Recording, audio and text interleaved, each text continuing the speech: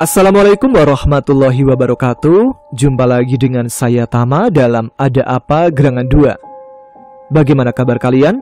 Semoga selalu diberikan kesehatan dan juga rezeki yang cukup ya. Kita kembali di Ada Apa Gerangan 2, di mana di sini saya akan khusus membacakan cerita-cerita mistis bersambung. Dan kita akan lanjutkan lagi cerita pendakian Gunung Salak yang dilakukan oleh Ari, Imam, dan Desi yang didampingi oleh Mamat, saudara dari Ari yang merupakan warga kaki Gunung Salak. Nah, seperti apa kelanjutan ceritanya? Langsung saja kita simak. Teman-teman Ada Apa Gerangan, ceritanya mulai dari sini.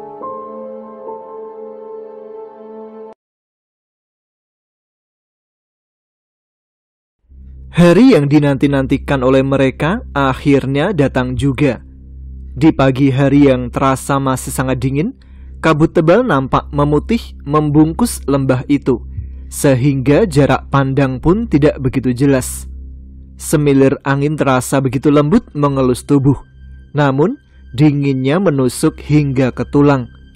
Seperti biasa, sejak fajar tiba, semua keluarga Mamat sudah bangun dari tidurnya.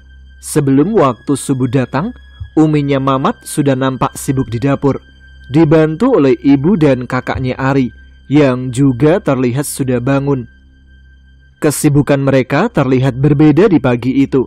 Mereka harus menyiapkan sarapan dan bekal untuk di perjalanan mendaki nanti.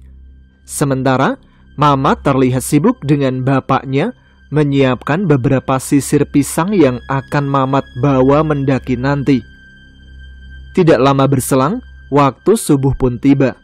Bapaknya Ari terlihat sudah bangun dari tidurnya. Sepulang dari kamar mandi, kemudian dia segera membangunkan Ari dan Imam, lalu mengajak mereka berdua untuk segera pergi ke surau untuk melaksanakan sholat subuh. "Ri, bangun, kesiangan nanti," kata bapaknya sambil menggerak-gerakkan bahunya. Ari dan Imam seketika langsung bangkit dari tidurnya. Mereka segera bergegas berjalan keluar menuju ke kamar mandi yang terletak tidak jauh di belakang rumah. Buset, dingin banget Ri airnya," ujar Imam yang nampak ragu-ragu untuk bersentuhan dengan air. "Buruan ah, kayak bocah lu Mam," ujar Ari yang sudah tidak kuat menahan rasa ingin buang air kecil. Iya, sabar kali ah," saut Imam yang terlihat tidak tahan dengan dinginnya air pagi itu. "Tumben pada bangun pagi," ujar Desi yang baru saja bangun dan hendak ke kamar mandi juga. "Nah lu?" sahut Ari sambil tertawa bersama Desi di depan kamar mandi. Setelah selesai melakukan sholat subuh, mereka terlihat mulai menyantap sarapan pagi yang sudah disediakan oleh uminya Mamat. Sementara itu, Atang dan Deden tengah bersiap-siap juga di rumahnya. Perlahan-lahan pagi pun sudah berangsur-angsur mulai terang. Sekarang waktu sudah menunjukkan pukul 5 tepat. Mamat, Ari dan kedua temannya sudah selesai merapikan semua barang yang akan dibawanya. Sementara Imam bergegas memanaskan mesin mobilnya. Suasana di depan rumah Mamat pagi itu nampak ramai. Semua keluarga berkumpul di sana. Atang dan Deden pun terlihat sudah datang. Mereka membantu membawakan ransel-ransel yang nampak penuh sesak. Tidak lama kemudian, mereka pun mulai berangkat. Setelah berpamitan pada semuanya, satu persatu dari mereka mulai pergi berjalan menghampiri mobil. Pak Rusman terlihat berjalan bersama Mamat. Dia hendak mengantarkan mereka. "Mat, Bapak pesan sama kamu. Keselamatan mereka tanggung jawab kamu. Tolong peringatkan Imam. Bapak agak khawatir dengan sikapnya," ujar bapaknya Mamat pelan. Dia mengingatkan anaknya dengan serius.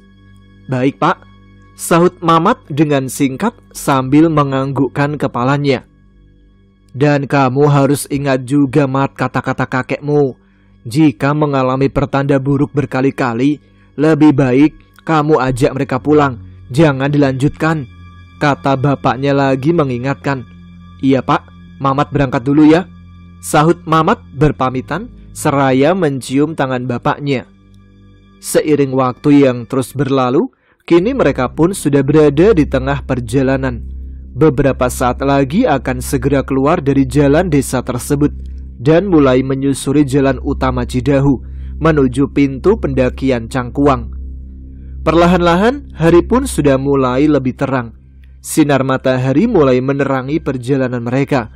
Suasana pedesaan di kaki Gunung Salak mulai nampak dengan segala panorama keindahannya, membuat Ari dan kedua temannya benar-benar terbius dengan semua itu.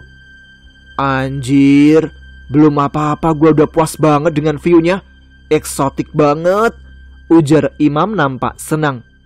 Kayaknya cuaca bagus banget hari ini, padahal baru jam 6:30 pagi. Tapi puncak gunung udah nampak jelas banget, ujar Desi. Kenapa nggak dari dulu kita jajal gunung ini ya?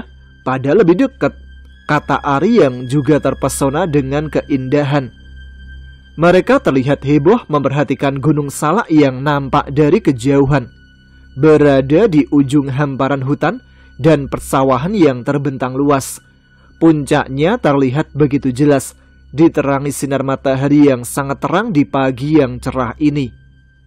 Di tengah kehebohan Ari dan kedua temannya, tiba-tiba seorang ibu dan anak perempuannya yang masih kecil berdiri di tepi jalan dan terlihat melambaikan tangannya ke arah kendaraan yang membawa mereka. Berhenti dulu, Mam, ujar Mamat dengan suara agak keras. Apaan lagi sih? Saut Imam sambil menoleh dengan pandangan sinis. Siapa itu, Mat? Tanya Ari yang juga penasaran. Itu warga sini yang mau ke kota, jawab Mamat menjelaskan. Nah terus urusannya sama kita apa? Tanya Imam lagi nampak tidak senang. Di sini udah biasa, Mam. Orang-orang kampung yang akan pergi ke kota suka numpang dengan kendaraan apa aja yang lewat, ujar Mamat menjelaskan. Anjir, mobil gua dikira angkutan umum kali ya? Ujar Imam dengan nada sombong. Udah, gak apa-apa kok. Mungkin nanti di belakang masih ada kendaraan lain yang bisa membawa mereka. Sekarang nikmati aja perjalanannya, ujar Mamat menenangkan suasana. Boro-boro bisa menikmati, gua pengen muntah sama kalian bertiga, gumam Imam menampakkan muka sombongnya. Tidak terasa 1 jam sudah mereka menghabiskan perjalanan dan sudah mulai masuk ke jalan utama Cidahu. Tinggal beberapa menit lagi, maka mereka akan segera sampai di depan pintu pendakian. Baru beberapa ratus meter mereka melalui jalanan itu, ban mobil yang mereka tumpangi mengalami kebocoran. Dan dengan sigap, Imam belok ke kiri menghentikan mobilnya, lalu bergegas turun dan memeriksa ban mobilnya. Ah, sial, teriaknya merasa tak percaya. Kenapa, Mam? Tanya Ari yang juga ikut turun mengikuti Imam. Bannya bocor, mobil gua kayaknya gak doyan bawa orang asing, ujar Imam sambil jongkok memukul ban mobil di depannya. Karena hati yang masih panas, merasa tidak senang pada Mamat dan kedua temannya, jadi seolah semua kejadian mulai dia sangkut pautkan dengan kehadiran Mamat dan teman-temannya. Please deh, Mam, lo berhenti bersikap seperti itu. Perjalanan kita ini belum apa-apa, masih sangat jauh. Jangan sampai malah membuat kita celaka, ujar Ari mengingatkan. Lu masih ingat kan kata-kata gua? Hanya orang-orang spesial yang boleh naik mobil ini. Nih, buktinya. Ini mobil baru, Ri. Bannya juga jelas baru. Masa iya bisa kempes gitu aja? Ujar Imam begitu keras kepala. Terus, lo mau bilang ini semua gara-gara mereka? Berarti gara-gara gua ngajak mereka, ujar Ari terlihat emosi. Udahlah, lu gak usah nasihatin gua, Ri. Sekarang kita cari tambal ban secepatnya, nanti keburu siang, ujar Imam yang tidak mau mendengar nasihat sahabatnya. Kemudian Mamat pun ikut turun menghampiri mereka. Sementara Desi, Atang dan Deden masih nampak duduk di jok belakang mobil tersebut. Mat, ada tambal ban di mana ya? Tanya Ari pada Mamat yang baru saja turun dari pintu belakang. Wah, kurang tahu, Ri. Biar aku periksa dulu ya. Ayo, Tang, kita nyari tambal ban, jawab Mamat seraya mengajak Atang untuk berjalan mencari tambal ban terdekat. Atang pun langsung turun dan bergegas mengikuti Mamat yang sudah berjalan lebih dulu menyusuri jalan raya. Sementara Ari dan kedua temannya menunggu mereka di luar mobil. Aduh, kacau. Mana udah siang lagi, ujar Imam nampak kesal. Sabar Mam, baru juga jam 6 lebih sedikit. Lagian posnya juga pasti belum buka lah, sahut Ari. Iya, tapi kita kan masih jauh Ri, baru juga keluar dari jalan butut. Sial. Gak ngerti gua, masa iya ban gua bisa bocor? Padahal ini ban masih baru banget. Timpal Imam merasa kesal lagi. Dia terlihat membahas lagi kesialan yang dialaminya. Udahlah Mam, gak usah pakai aneh segala. Kempes ya kempes saja. Mungkin emang kebetulan menggilas paku atau apalah. Saud Ari nampak tidak mau membahas lebih jauh masalah itu. Tidak lama kemudian, Mamat dan Atang sudah kembali dengan seorang montir. Lalu ia segera memeriksa ban mobil tersebut, kemudian menggantikannya dengan ban serep. Tidak perlu waktu lama untuk montir itu melakukannya. Mobil itu pun kini sudah kembali bisa berjalan dengan normal. Setelah membayar jasa ongkos montir tersebut, mereka pun kembali melanjutkan perjalanan. Imam nampak memacu kendaraannya dengan cepat. Perlahan-lahan mereka sudah mulai memasuki kawasan Javanespa. Jauh di depan mereka nampak pepohonan berjajar di lereng perbukitan yang sangat indah.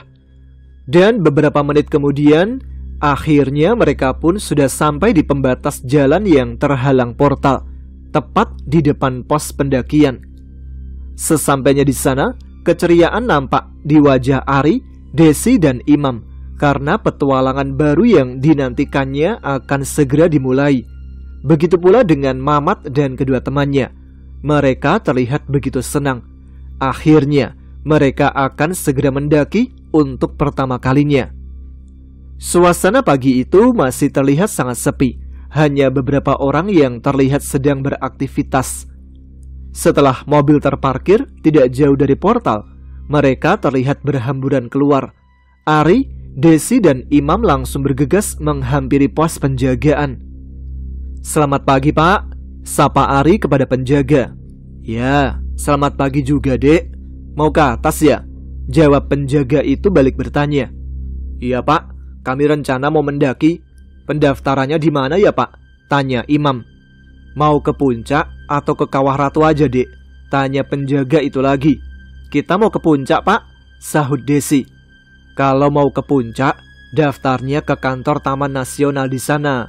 Kalau mau ke Kawah Ratu atau ngecamp saja, bisa daftar di sini. Jawab penjaga itu menjelaskan, sambil menunjuk ke sebuah gedung yang nampak sederhana. Tapi sepertinya masih belum buka ya Pak? Tanya Desi yang melihat suasana gedung tersebut masih nampak sepi. Oh, iya Dek, paling sekitar jam 8-an, ditunggu aja. Dan untuk kendaraannya bisa dititip di sana. Jawab penjaga itu lagi sambil menunjukkan tempat parkir. Oh, begitu. Ya udah Pak, makasih, ujar Ari seraya pergi meninggalkan penjaga itu. Mereka pun kembali berjalan menuju mobil dan berkumpul bersama rombongannya. Ketiganya terlihat kecewa karena ternyata pos pendakian pagi itu belum buka. Tidak terpikirkan oleh mereka sebelumnya bahwa kantor Taman Nasional dimanapun memang sama akan memulai jam kerja sekitar pukul 8 pagi. Aduh, kok gua nggak kepikiran sih? Padahal kita harusnya booking Simaksi dulu kemarin, ujar Ari seraya menepuk jidatnya. Aneh bener pendakian gua kali ini. Dari mulai berangkat, ada aja gangguannya. Bahkan sekarang udah di depan mata tuh gunung, masih juga kena masalah. Aduh, ujar Imam dengan muka mencibir. Dia berusaha meyakinkan Desi dan Ari bahwa ada pembawa sial di rombongannya. Udahlah, lu gak usah kesana kemari kalau ngomong Mam, timpal Ari yang mengerti maksud perkataan temannya. Iya nih, ngelantur aja lu Mam, ujar Desi menambahkan. Imam langsung bergegas merapikan mobilnya ke tempat parkir yang tidak jauh dari pos tersebut. Beberapa menit kemudian, dia kembali bergabung dengan yang lain. Sambil menunggu para petugas itu datang, mereka terlihat duduk di bangku sebuah warung yang nampak belum buka. Mereka menghabiskan waktunya untuk berbincang-bincang dan sesekali berkeliling melihat suasana di sekitar. Wah, gimana nih? Udah pukul 8 lebih nih. Kok masih belum pada datang juga? Ujar Imam sambil berkali-kali menoleh ke arah jalan. Dia nampak gelisah menanti para petugas kantor itu datang. "Ah, kacau kalau begini caranya," ujar Ari yang juga mulai kesal. Dia sudah penat menunggu ingin cepat-cepat mulai mendaki. Tepat pukul 8:30 pagi, seseorang baru saja membuka pintu kantor tersebut. Ari, Desi dan Imam langsung pergi menghampirinya. Belum juga selesai petugas tersebut membukakan pintu, Imam sudah langsung menyapanya. "Selamat pagi, Pak. Mohon maaf, apakah udah bisa menerima pendaftaran untuk mendaki?"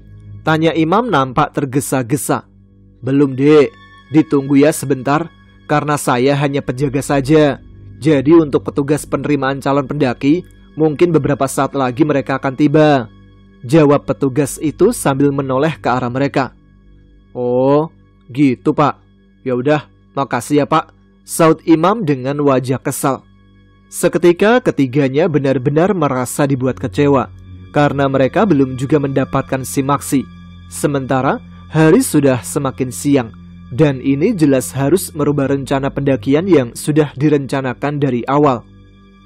"Nah kan, lagi-lagi kendala. Kalian merasa heran gak sih?" ujar Imam kepada kedua temannya. "Enggak tuh," saut Desi sambil berlalu. Dia nampak tidak mau melayani pembicaraan Imam. Demikian pula dengan Ari. Dia terlihat pura-pura tuli dan berjalan terus menghampiri Mamat dan kedua sahabatnya yang nampak masih duduk di bangku warung. "Gimana, Ri?" tanya Atang penasaran karena melihat wajah lesu yang ditunjukkan Ari. "Belum buka, Tang. Mungkin bentar lagi," jawab Ari sambil duduk di sampingnya. "Ah, aneh bener," ucap Imam yang baru saja datang bergabung sambil tertawa kecil. Ari melihat sinis ke arah Imam. Dia terlihat mulai tidak tahan dengan sikap Imam yang tidak bersahabat kepada Mamat dan kedua temannya. Malah kini dia mulai curiga, jangan-jangan justru karena sikap dialah yang selama ini menjadi penyebab banyaknya rintangan dalam pendakian mereka. Setelah lama menunggu, akhirnya tepat pukul 9 pagi, mereka pun sudah bisa mendaftar di kantor tersebut, sehingga seketika suasana pun berubah. Mereka telah kembali ceria, membuang jauh-jauh perasaan kecewanya. Imam, Desi, dan Ari tidak mau membuang waktu lagi. Dia segera menghampiri petugas yang baru saja duduk di kursinya, sehingga hari itu merekalah yang tercatat sebagai pendaki pertama. Setelah selesai dengan urusan surat izin pendakian, mereka pun langsung bergegas mulai berjalan mengawali petualangannya hari itu. Diawali dengan perjalanan menanjak cukup panjang, menyusuri jalan aspal yang dibalut pepohonan damar yang rindang.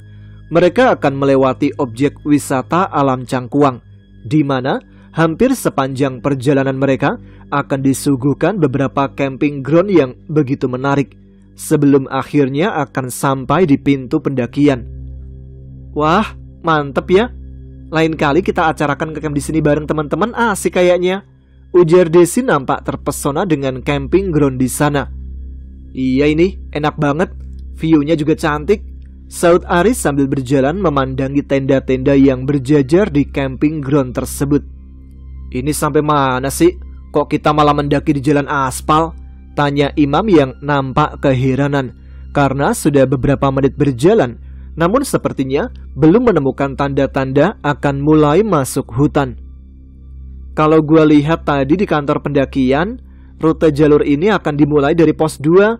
Berarti kita berjalan di jalan aspal sampai pos 2, saud Desi yang sebelumnya sudah melihat peta pendakian di kantor penjagaan. "Lah, kok aneh juga ya?" ujar Imam yang merasa nampak sedikit aneh dengan jalur pendakian kali ini.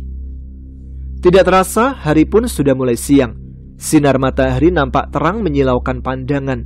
Dan akhirnya mereka kini sudah sampai di pos 2, di mana di pos tersebut sebuah bangunan kecil dengan satu orang penjaga. "Mau naik, Dek?" tanya penjaga pos tersebut. "Iya, Pak. Pintunya di mana ya?" jawab Ari seraya balik bertanya. "Simaksinya mana, Dek?" tanya penjaga pos itu lagi. "Ini, Pak," jawab Ari lagi sambil menyerahkan simaksi kepadanya. "Oke, 6 orang ya?" tanya penjaga lagi. "Iya, betul, Pak." "Baik, Kalian sudah tahu kan aturannya mendaki gunung? Apa saja yang boleh dibawa dan dilakukan, dan apa saja yang dilarang dibawa dan dilakukan? Iya Pak, kami paham. Baik, silahkan kalian lewat jalan ini, kata penjaga itu sambil menunjuk ke arah pintu kecil berpagar besi dengan cat berwarna hijau. Siapa? Ujar imam yang nampak begitu bersemangat. Baik, ini kalian simpan lagi, jangan sampai hilang, sampai kalian kembali pulang, kata penjaga itu lagi sambil menyerahkan kembali simaksi pada mereka. Baik Pak, makasih, saut Ari seraya memasukkan kembali semua simaksi ke dalam saku jaketnya. Dan mereka pun mulai berangkat berjalan melalui pintu pagar tersebut. Baru saja akan mulai masuk hutan, di hadapan mereka sudah terlihat sebuah tanjakan yang lumayan curam dengan medan jalan yang berbatu. Waduh, belum apa-apa udah dapat tantangan nafas nih, ujar Desi sambil memandang jauh ke atas tanjakan. Permulaan yang melelahkan pastinya, ujar Ari sambil mulai menginjakkan langkah pertamanya meniti tangga tanjakan itu. Ah, pada lebay, baru aja mau mulai, santai aja kali, ujar imam yang merasa tanjakan itu belum seberapa. Ari berjalan paling depan dari rombongannya, disusul Desi dan imam di belakangnya. Sementara Mamat dan kedua sahabatnya, mereka berjalan mengikuti mereka dari belakang. Dengan nafas yang tersengal-sengal, akhirnya mereka sudah hampir sampai di atas jalan menanjak itu. Ari yang sudah sampai lebih dulu, dia nampak memperhatikan yang lainnya dari atas. Dia terlihat merasa kelelahan. Kedua tangannya nampak memegangi pinggang. Mantap, ujar imam yang baru saja sampai di atas setelah Desi. Kemudian disusul oleh Mamat dan dua temannya. Hayo lanjut, masa baru mulai udah istirahat lagi, ujar imam sambil kembali berjalan. Kali ini dia berada di depan rombongan. Mereka kembali melanjutkan perjalanannya. Beberapa ratus meter, suasana perjalanan masih terlihat terang, karena di samping trek tersebut terdapat jalan aspal menuju ke tempat spa. Jadi mereka hanya menapaki jalan di pinggiran pagar kawat pembatas. Perlahan-lahan, mereka pun sudah mulai memasuki hutan, dan berkali-kali sempat berhenti untuk beristirahat, karena trek yang mereka lalui benar-benar baru dan berbeda dari jalur pendakian lainnya yang pernah mereka jajaki.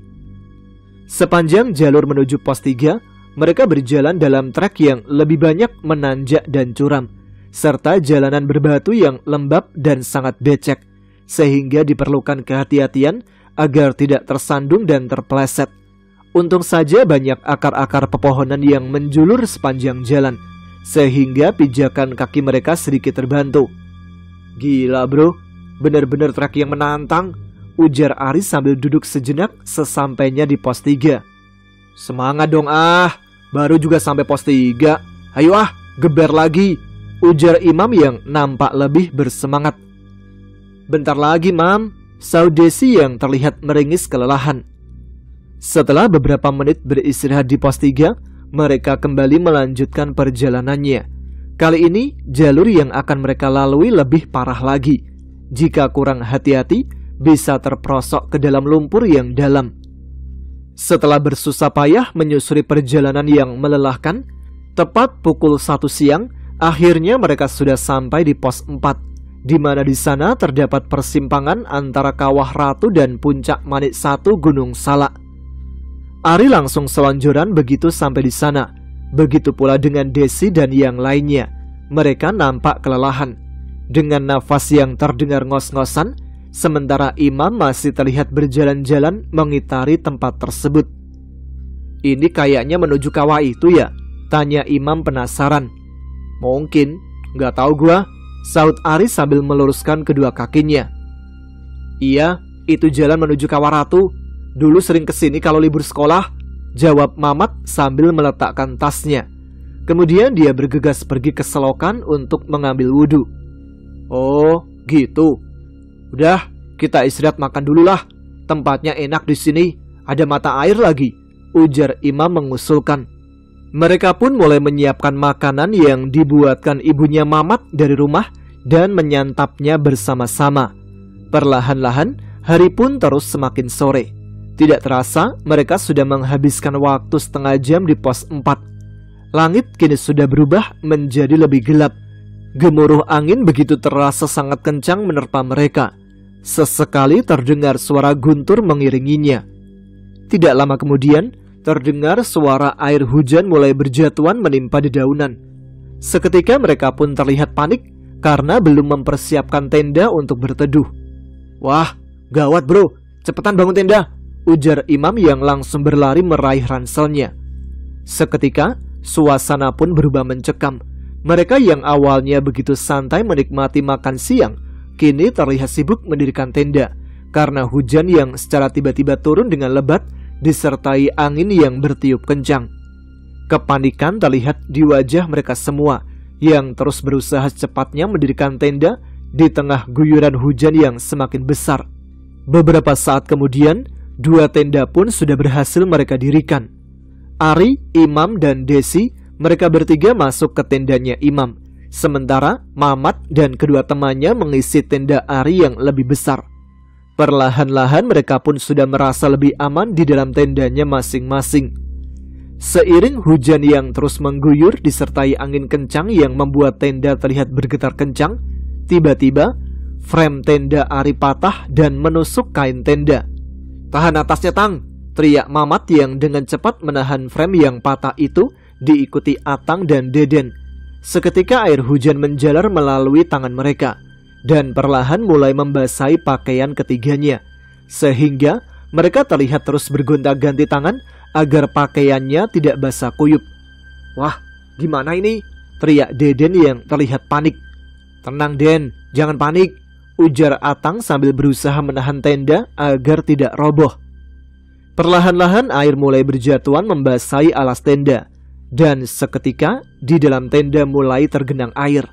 Mereka pun secara bergantian memegangi frame tenda dan segera meraih tasnya yang mulai basah tergenang air. "Cepet Den, keburu basah semua ini," teriak Mamat kepada Deden. Akhirnya tas mereka berhasil diselamatkan dan mereka terus menahan frame tersebut agar tendanya tidak roboh. Sementara di tenda lain, Ari dan kedua temannya nampak asik berbincang-bincang sambil menikmati cemilan. Mereka tidak tahu kejadian yang tengah menimpa Mamat dan 2 temannya, karena suara hujan dan angin yang begitu deras mengguyur tenda mereka. "Aduh, mana hujannya lama banget ini," ujar Deden terlihat masih panik. "Heran aku, baru kali ini masuk hutan mengalami kayak gini," ujar Atang sambil menggelengkan kepalanya. Setelah hampir 15 menit mereka bertiga mempertahankan tendanya. Akhirnya 2 frame lainnya ikut patah karena sudah tidak kuat lagi menahan guyuran hujan yang semakin lebat ditambah angin yang kencang. "Wah, ini udah gak bener," teriak Atang yang terlihat basah kuyup karena guyuran air yang semakin besar masuk ke tenda mereka. "Kita pergi ke shelter aja, mudah-mudahan masih ada," ujar Mamat yang terlihat panik. "Sebelah mana, Mat?" tanya Deden yang juga terlihat panik sambil mengusap mukanya yang terguyur air hujan. "Kita akan berlari secepatnya ke arah jalan menuju Kawaratu. Dulu di sana ada shelter kayu, gak jauh dari sini," jawab Mamat. Kemudian Mamat mulai membuka resleting pintu tenda sehingga terbuka lebar. Kemudian dia pun mulai keluar dengan terburu-buru dan diikuti kedua temannya. Tenda pun roboh seiring ketiganya berlari tunggang langgang menuju shelter. Setelah berlari dengan cepat, beberapa menit kemudian akhirnya mereka pun tiba di sebuah bangunan panggung yang terbuat dari kayu. Shelter tersebut sudah terlihat bocor di beberapa atapnya. Kemudian mereka pun segera naik untuk berteduh. "Ah, basah semua," ujar Atang seraya naik ke shelter itu. "Iya, dingin banget lagi," ujar Deden nampak menggigil. Mereka bergegas mulai berbenah, membuka semua pakaian basahnya, lalu menjemurnya di pagar tepian shelter. Mereka bertiga nampak kedinginan. Setelah berganti pakaian, ketiganya nampak mengenakan kain sarung untuk melindungi seluruh tubuhnya. "Aku rasa nggak bakalan bener, Mat, kalau kita melanjutkan sampai ke puncak. Jalannya sangat berbahaya kalau udah hujan begini," ujar Atang.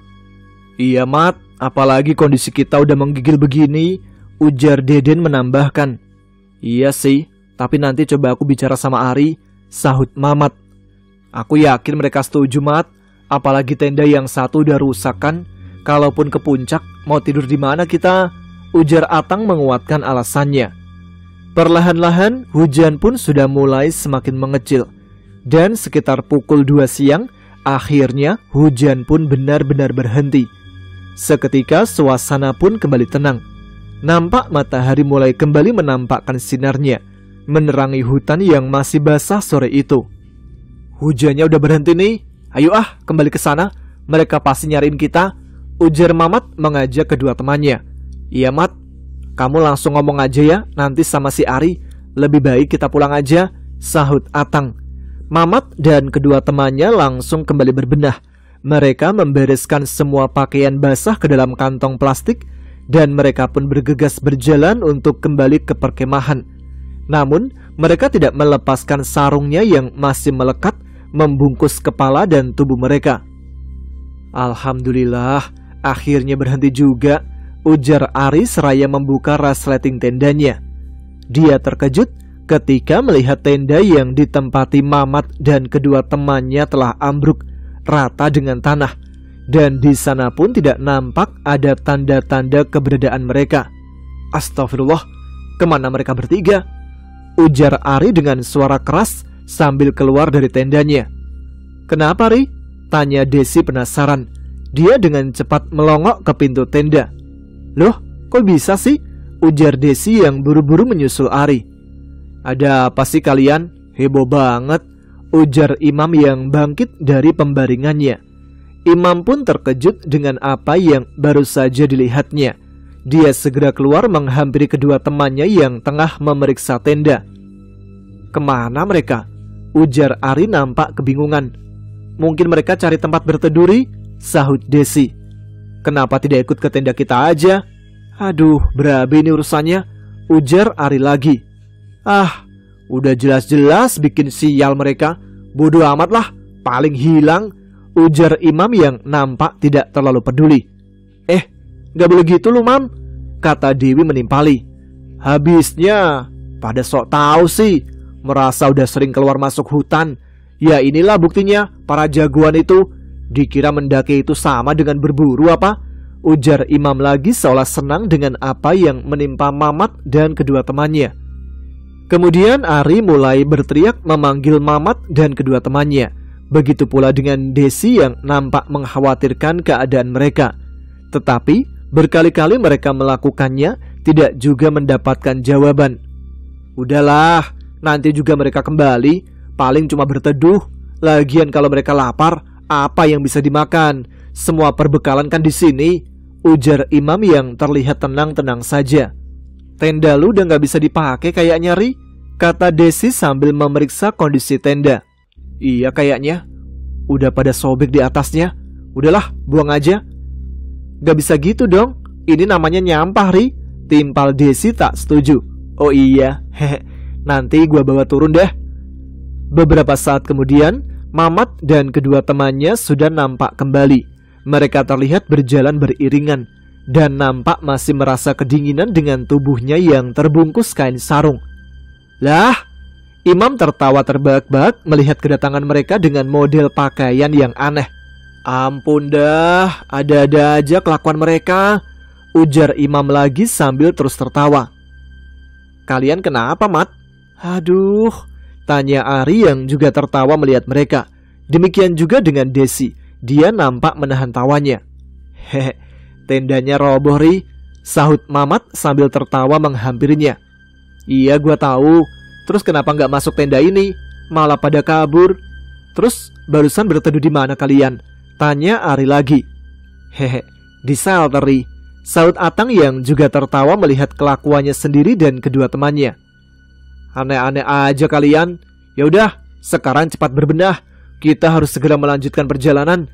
Udah jam 2 ini, ujar Imam. Dia langsung masuk ke tendanya untuk merapikan tasnya bersama Desi. Dia nampak sudah ingin pergi dari sana. Mamat dan kedua temannya yang baru saja sampai langsung menghampiri Ari. Dia bermaksud menyampaikan sarannya untuk tidak melanjutkan perjalanan mereka sampai ke puncak. Ri, yakin kita akan terus melanjutkan? Ini bahaya loh Ri, apalagi udah hujan kayak begini, tanya Mamat meyakinkan Ari. Gimana ya?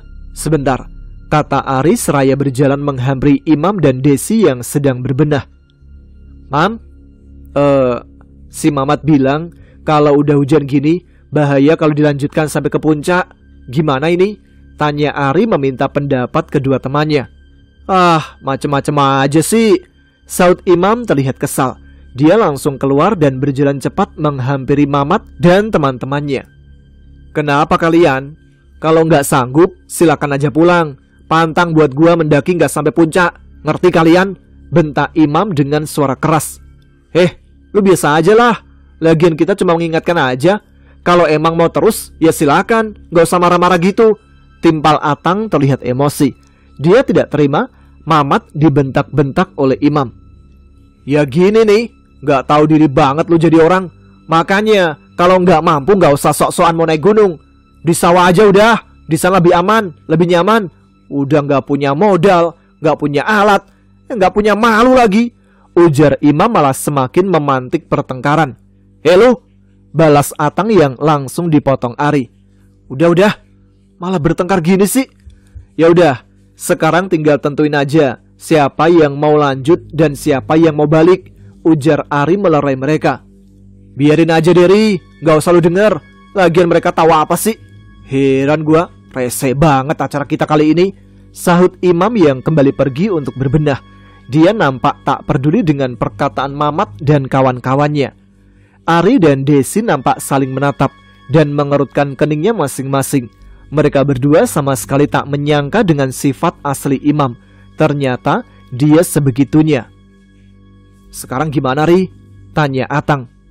Kayaknya Imam tetap ingin sampai ke puncak. Gua nggak mungkin juga membiarkannya pergi sendirian. Terus kalian gimana?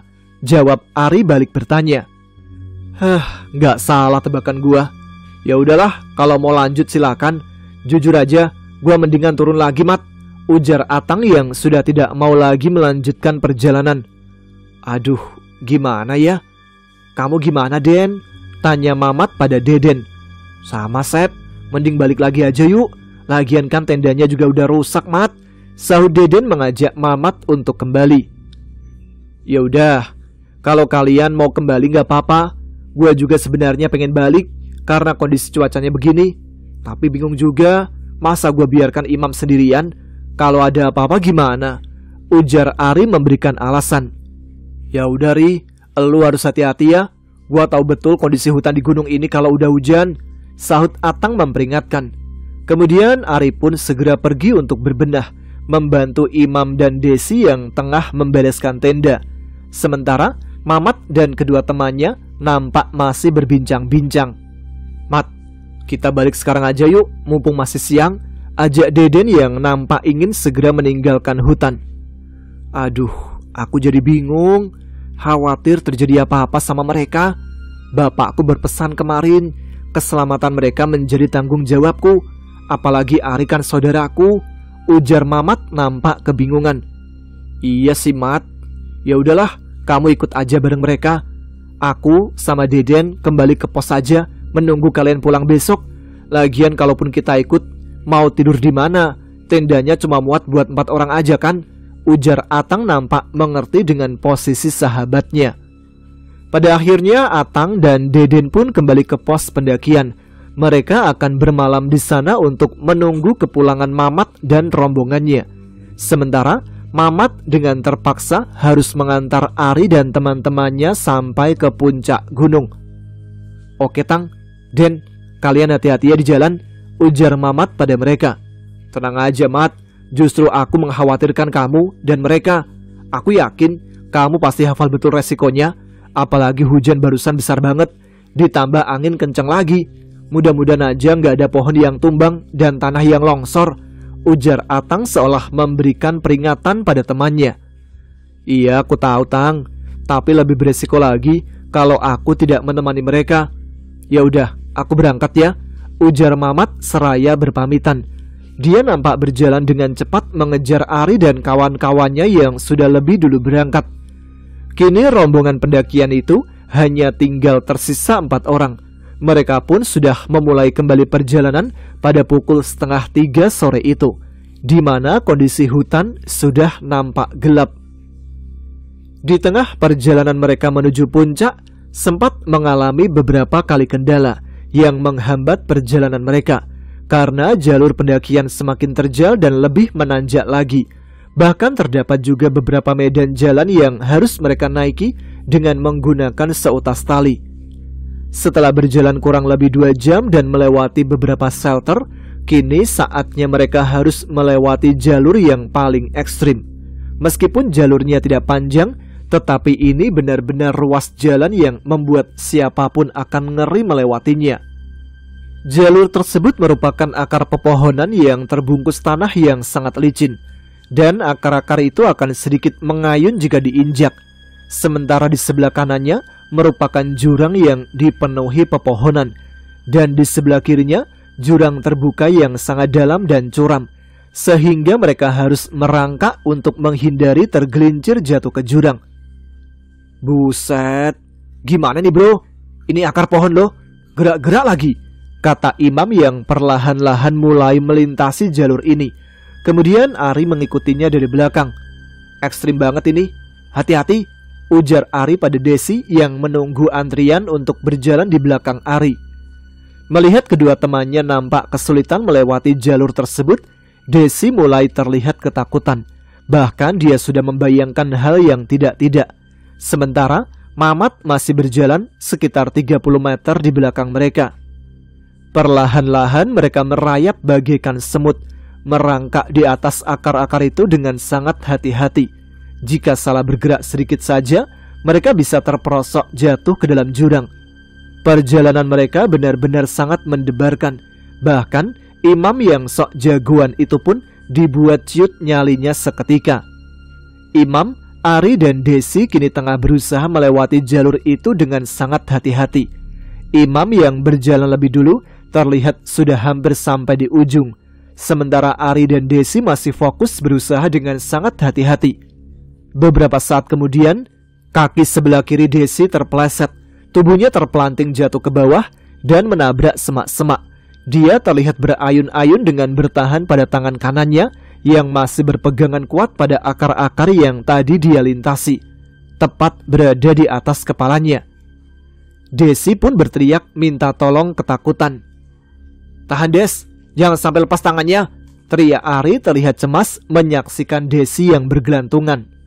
"Jangan banyak gerak Luri, akarnya goyang ini." Imam terlihat sangat ketakutan. Dia memeluk kencang akar itu dengan kedua tangannya.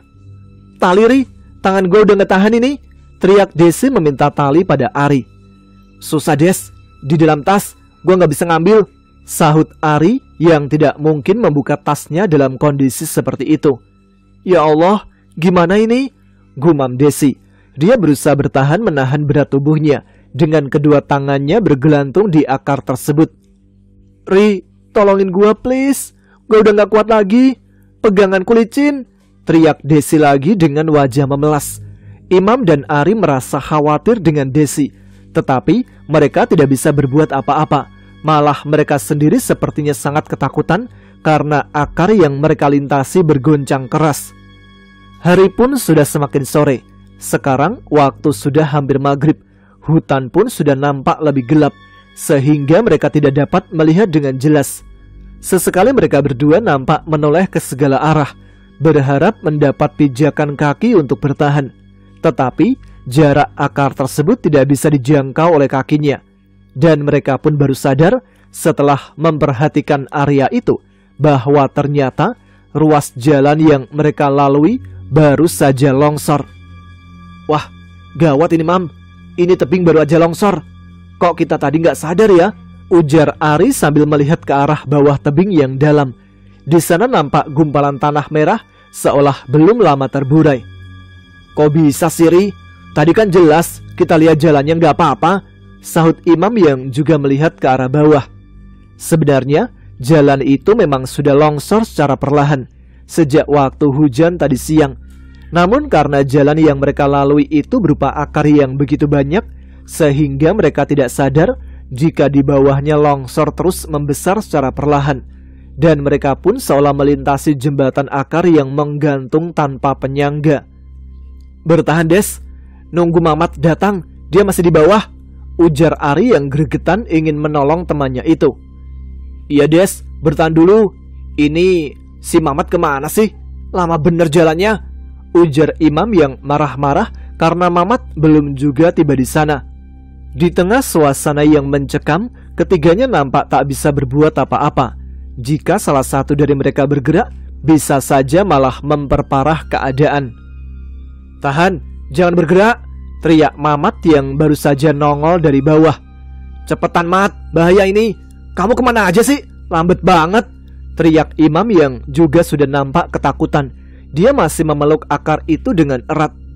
"Waduh, kenapa kalian nekat lewat sini?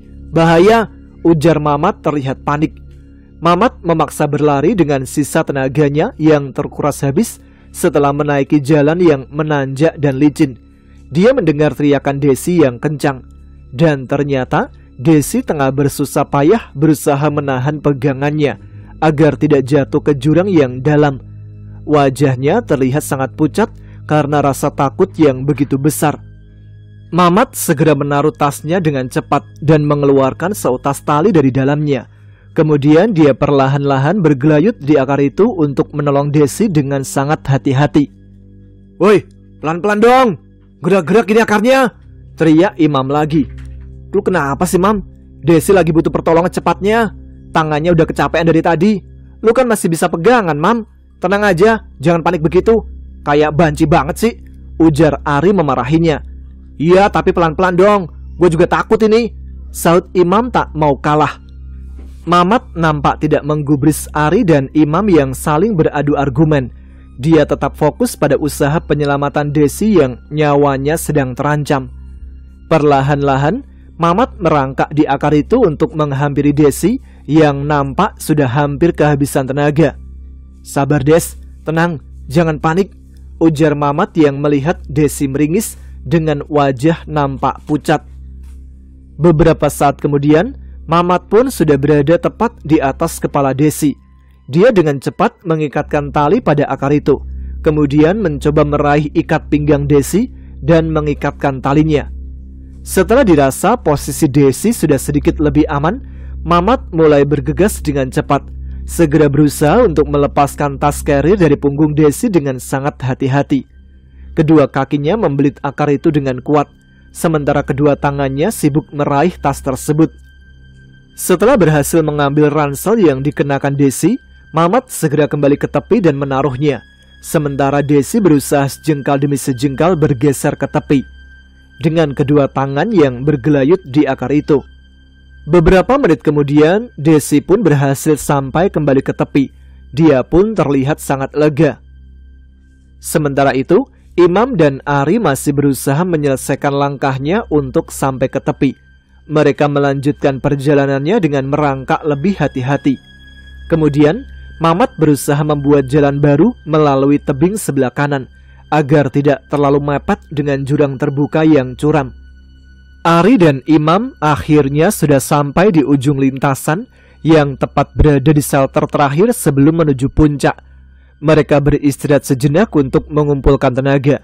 Pakaian mereka sudah nampak berantakan, begitu kotor dengan lumpur yang berserakan di pakaian dan tas mereka. Sementara Desi, dia baru saja tiba dan bergabung dengan kedua temannya untuk beristirahat. Sementara Mamat masih belum datang, karena dia harus kembali ke ujung jalan untuk mengambil tas dan ransel Desi yang dia tinggalkan di ujung jalan. Tidak lama kemudian, Mamat sudah bergabung dengan mereka. Dia duduk melepaskan rasa lelahnya. Keempat pendaki itu terlihat sangat kotor. Tubuh dan pakaian mereka terlihat penuh lumpur yang basah. "Mat, makasih ya udah nolongin Desi. Untung aja kamu ikut. Kalau tidak, gak tahulah gimana nasib kita," ujar Ari. "Iya, sama-sama, Ri. Terus kenapa kalian tadi maksa harus lewat sana? Itu bahaya sekali, Ri. Seharusnya membuat jalan baru aja, kan bisa," ujar Mamat nampak tidak mengerti dengan kenekatan mereka. "Iya sih, Mat, tapi kan gak ada jalan lain lagi.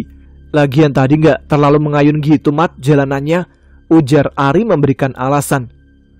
Udahlah, semuanya udah terjadi. Lagian kita kan pendaki, bukan pemburu. Jadi mana tahu cara bikin jalan membelah semak-semak kayak begitu, kata imam yang nampak tidak senang diperingatkan. Bukan begitu, Mam. Maksudnya kalau kondisi darurat begini, harusnya berpikir cari alternatif lain yang lebih aman, sahut Mamat. Ah, udahlah. Mungkin karena kamu ikut aja, Mat, jadi kita mengalami hal ini. Ya, mungkin aja, supaya kamu ada gunanya. Ya enggak? Celetuk imam. Dia nampak masih arogan saja sikapnya. Nampaknya tidak sadar bahwa baru saja dia dan kedua temannya hampir celaka. Ya, terserahlah. Jujur aja, kalau bapakku tidak berpesan untuk menitipkan keselamatan kalian, mungkin aku udah ikut Atang dan Deden untuk balik turun, kata Mamat nampak mulai tidak tahan dengan sikap imam yang sudah di luar kewajaran. Asal kamu tahu, Mam, menurut cerita, jalan ini emang aneh. Setiap kali sering terjadi longsor. Tetapi jalan akar ini gak pernah bergeser sedikit pun. Dan tanah tebing ini masih sama seperti dulu, ujar Mamat menjelaskan. Loh, katanya kamu belum pernah ke puncak, Mat. Tahu dari mana cerita jalan ini? Tanya imam nampak tak percaya dengan ucapan Mamat. Bukan tidak pernah ke puncak, tapi belum pernah mendaki, Mam. Kalau ke puncak, aku sering, jawab Mamat menjelaskan. Oh, kalau begitu, kamu tahu betul dong situasi gunung ini, tanya imam lagi. Gak begitu juga sih, sebagian aku tahu dari cerita warga yang lain. Wah, ngeri juga ya, ujar Desi sambil bergidik. Ah, gak gitu, Des. Selama kita tidak arogan, sombong dan selalu sopan, semua akan baik-baik aja kok, sahut Mamat memperingatkan. Sekarang bagaimana? Kita udah di atas dalam kondisi seperti ini. Di sini nggak ada sumber air lagi, ujar Desi sambil melihat tubuhnya yang kotor. Masa sih, Des? Ujar Ari merasa tak percaya. Iya, Ri, kalau menurut peta, kita udah berada di shelter terakhir dan di sini nggak akan menemukan sumber air lagi, jawab Desi menjelaskan. Emang bener gitu, Mat? Tanya Ari. Betul, Ri, dan perjalanan kita hanya perlu waktu 1 jam lagi. Medannya nggak bisa dianggap enteng, Ri, jawab Mamat kembali memperingatkan mereka. Memangnya seperti apa, Mat? Kok kayaknya ngeri? Tanya Desi nampak sedikit khawatir. Apalagi dia baru saja mengalami trauma. Ya, pokoknya hati-hati aja. Jalannya jangan buru-buru. Perhatikan pijakan kaki, jangan sampai tersandung akar. Karena sebelah kanan kita tebing yang sangat dalam, jawab Mamat menjelaskan. Akhirnya setelah maghrib mereka pun melanjutkan perjalanan. Sekarang waktu sudah menunjukkan pukul 6:15. Mereka kini harus mulai menggunakan senter kepala karena kondisi hutan sudah sangat gelap.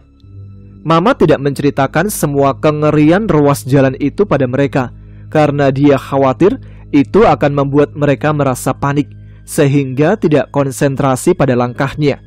Padahal sebenarnya mereka akan melewati punggung gunung yang paling berbahaya, berjalan tepat di pinggiran jurang yang sangat dalam. Tetapi sekilas memang tidak nampak menyeramkan, karena jurang tersebut dibungkus semak-semak yang sangat sesak. Jurang itu merupakan ruang kosong di antara dua puncak Gunung Salak, yaitu puncak Manik 1 dan Manik 2, di mana kedalamannya tidak bisa dianggap sepele. Saking tingginya, pada operasi penyelamatan korban pesawat Sukhoi, pasukan Kopassus pernah tidur bergelantungan di tali ketimbang harus naik ke atas bukit yang tinggi. Belum lagi ditambah kondisi medan yang berkontur tanah keras, di mana sepanjang jalan tersebut banyak akar pepohonan yang menyembul di atas tanah. Dan setelah diguyur hujan, tentu aja akan sangat licin untuk dilalui. Dan menurut cerita dari orang-orang di kaki Gunung Salak, bahwa jalur tersebut memang merupakan jalur lintas dimensi, di mana jarak atau sekat antara dunia nyata dan dunia gaib sangat tipis.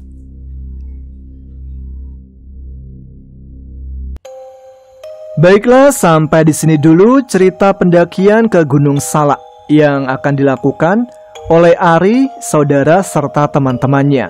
Kita akan lanjutkan ceritanya di episode selanjutnya ya. Terima kasih untuk teman-teman yang sudah menyimak episode kali ini. Saya Tama harus pamit, jumpa lagi di episode selanjutnya. Jangan lupa tuliskan komen ya, tunjukkan eksistensi kalian.